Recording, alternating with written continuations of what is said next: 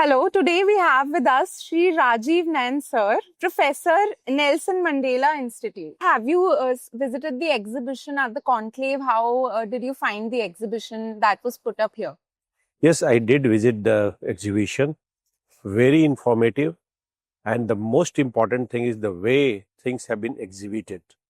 And it is very user friendly and it is so lucid. And you can understand each and everything which is being conveyed through all the banners, all the hoardings. And what I have really found superb or extraordinary is the use of our traditional knowledge and somehow combining it with the modern reality and and showcasing what is better. And there is no need to impose anything on you just read it and you can make the difference. So this is the greatest achievement of this exhibition, and all the ideas which have been conveyed through different boards, different hoardings, and through other methods. So it was really impressive. Plus, the speakers, those who were introducing, they were also very communicative. This is what is required. You have to convey to the generation. You have to convey to a class that doesn't know about the subject, and you have to convey the right kind of message to them. What is the problem? What is the solution being given by the contemporary precepts or contemporary doctrines? And what was in our own system, our own tradition? And what is better? This is a great thing which Jyot Foundation has been doing for years. I think last year also they had demonstrated something like that. But this year it was more elaborate, it was bigger, and it was quite focused also. So, what do you think about the topic that was selected for the panel discussion and your views on the ideology of Maharaj Ji? The Maharaj Ji is, we all look towards Maharaj Ji for our enlightenment. He is the repository of knowledge. Not only that, he is always in touch with the contemporary reality, the challenges, problems, and he also is very sharp to understand the problem and the solution which are being provided by the current processes, the system, the institutions, the regimes, and the people involved. And so he is very well informed. Plus, he knows about our Indian philosophy, especially Jain philosophy, other Vedic philosophy. And he, through those philosophy, he tries to tell that, look, these are the fault lines, these are the problems, these are the fractures in the system, in the legal system, in the international geopolitical system. And you should think about your own tradition, which can provide a much better solution. And the best thing is that he is very argumentative also. He is not saying that, look, what I am saying, you accept it. This is the problem, this is my solution, traditions which our Jain philosophy and rich Jain philosophy has got. And in the Indian tradition, Jain philosophy is considered to be the most advanced philosophy. And the world knows about some parts of Vedic philosophy, some Buddhist philosophy, but now people have started knowing about the great Jain philosophy also. So I think it is a great contribution of Jyot Foundation, Maharaj Ji, and I really enjoy, I really am enlightened by his sermons, and not only on say advanced grand ideas of the world, but also on geopolitical issues. I always listen to, sometimes I raise questions, sometimes I try to give an alternative views, and then he also gives his own views, and then the clarity comes. So now coming to the discussion, do you think that multilateral institutions are still effective in addressing global crises? I don't want to use the term effective. What I would prefer is that it provides an opportunity to countries to discuss some of the issues, and where there is, I will not say zero clash, but there is a little clash or a little disagreement, or by and large some disagreement, consensus, you can work. So multilateralism doesn't fail. What fails is some of the multilateral institutions. So that uh, we should distinguish the distinction between multilateral philosophy and multilateral institution. So that part, there are some of the multilateral institutions try to adapt to the changing situation. Some do not. Some still wants to reflect the power configuration of the contemporary world, and this causes the decline of legitimacy and decline of power of that particular institution. If you are just replicating the global politics, the great power politics, great power demands, then you cannot carry forward other countries. Other countries, a large power, a number of other means large part of the world.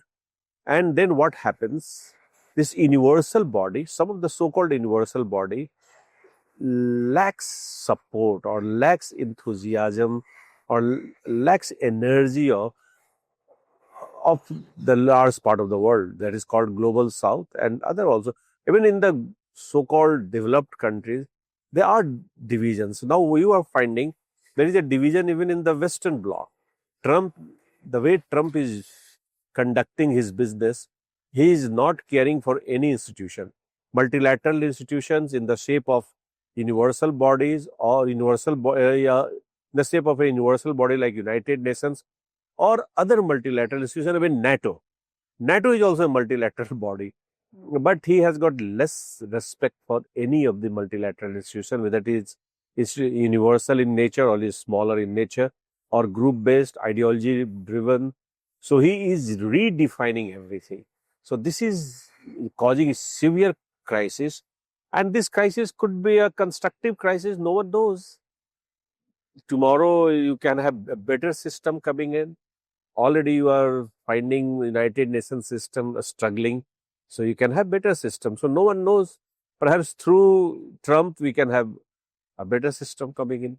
So, what do you think should be done to have a greater representation for the global south? Since a lot of issues are discussed pertaining to them, but they don't have like a seat, like a proper representation over there. Countries of global south have got their own interests. First, they have to understand what are their converging interests. The United Nations or any other body or any other international organization or multilateral institutions basically reflect, or you can say, the balance of interests of the dominant groups of the international system. So the point is, could global south become a dominant grouping of the international system? If yes, then how? Are they ready to do that? Is entering into or acting as a common or singular block or single block serving their interest? So I think we have to look into all these factors. The problem is that global south is a good rhetorical term. In reality, it is a highly divided grouping. Highly divided, much divided than even the Western bloc. So you have got China, Pakistan also into that grouping. You have got all many of the West Asian countries. So it is a very diverse group. So it is very difficult to really unite them and keep them running. So these countries, so what happens? Occasionally they come together. Generally on rhetorics they come together. But on substance, on implementation, we find that they are generally not working together. They are divided, sometimes their own interests, sometimes by the greater powers. So this is what is happening. So, do you think that maybe regional or bilateral or plurilateral agreements could benefit more rather than multilateral institutions? Look, the current world is witnessing many ad hoc alliances. Alliances, you forget alliances, ad hoc groupings. So it depends on the converging interest. It depends on the common interest. Once you find that those 6, 7 of us can work together, you can give a name: minilateral, plurilateral, some lateral. But the point is, this is a kind of groupings. Once we are working together, and these groupings are not in contradictions with the universal body like United Nations. All the major agenda setting is done there, and they basically try to implement most of the things which have been arrived at in those bigger groupings. So this is what is we are witnessing these days. So these smaller groups basically tend to or are catered to serve the agenda of the larger groupings for some countries. This is what let us see in that way. Let us not get swayed away by some of the jargons and terms which are being floated or showcased by many of the scholars, writers. So you mentioned that the panel that veto power is misused. So do you have any suggestion on how do we go about this? Like, should we add new members, new permanent Definitely. members? Definitely, this will be an ideal situation. But as pointed out, veto wielding countries are not going to yield on that. So that will be a tough task. That's why many are saying that in a way, if it is existing, how to make use of it. So then what is happening now? There are 5 countries which have got veto.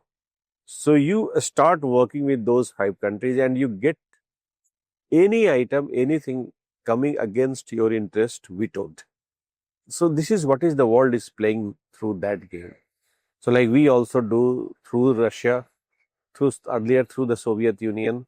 Israel is doing it through through United States. So this is how this imperfect institution or imperfect situation is being made use of by the countries. But yeah, by and large, veto wielding countries occasionally use vetoes. Generally, they have got that kind of drive, or you can say that kind of influence, that they push their agenda. How many times did Russia really veto any force being used against Iran? Not, but they are less resistant to the grand designs of America, United States. So this is the arrangement. They don't want to add cost to it. So they know what will I gain from Iranian intervention or Iranian using veto to protect Iran. In fact, there is information coming that Putin alerted United States that Iran is on the path of developing nuclear weapons. So recently it had come in the news that some declassified information, and so this is what the world is. The power configuration, relationship of powerful countries keeps changing. So this is, and you have to understand the rest those dynamics. So now I'll come to a short rapid fire where you will have to answer the question instantly. Okay. Multilateral institutions still effective or losing relevance? No, it is. I will not say it is effective, but it is still useful. Effectiveness in some issue areas it could be effective, but in many areas multilateral institutions are effective. But you have to make a distinction whether it is universal multilateral institution or it is a smaller multilateral institution. Are multilateral institutions guardians of global order or constraints on sovereignty?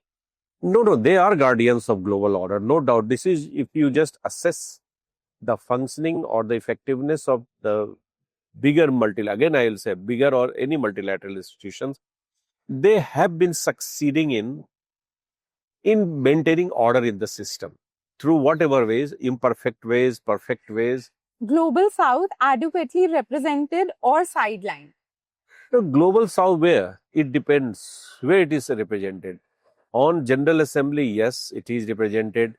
In smaller multilateral institutions, rising global South countries are represented. And in smaller, very focused or technologically developed countries groupings, yes, it is not represented. So it depends on who are you are perceiving as global south countries. So this is one very important factor one aspect you have to take into account. So otherwise you will lose the focus. Global south, as I told, is not a homogeneous category. It is a diverse category. Many countries constitute the global south, so-called global south. Institutional reform, urgent or gradual adaptation enough? Yes, generally it is adapted, and if it is not adapted, it collapses. So in League of Nations collapsed, but even the collapse of League of Nations left some indelible marks on the global system, on the global scenario. They made use of that, and they knew why the system failed. So they, in fact, when they constructed or started a new institution called United Nations, they had experience of the League of Nations. So in that way, yes, if you find that smaller multilateral institutions or smaller groupings or functional groupings or technical institutions, then you will find that yes, it is a bit different, and difference must be made here.